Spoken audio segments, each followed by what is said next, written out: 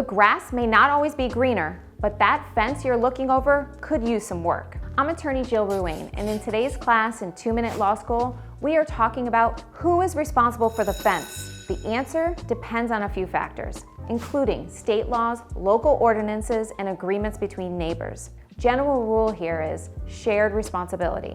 In most places, if a fence is on the property line, both neighbors are responsible for maintaining it. This is because the fence benefits both properties by marking the boundary or providing privacy. Maintenance costs are usually split 50-50, unless one neighbor causes specific damage to the fence. For example, if you and your neighbor agreed to build a fence together, you'd both share the costs and upkeep.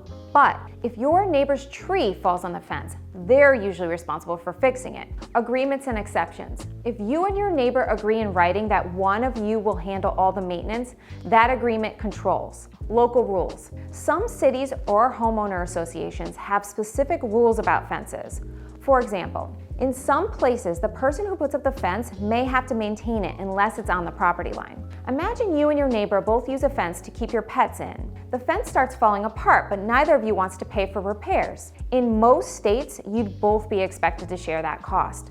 But if your neighbor built the fence entirely on their property, maintenance would likely be their responsibility. If a serious disagreement arises, like your neighbor tearing down the fence without your permission, local ordinances and court procedures would determine how to resolve that issue. Don't worry though.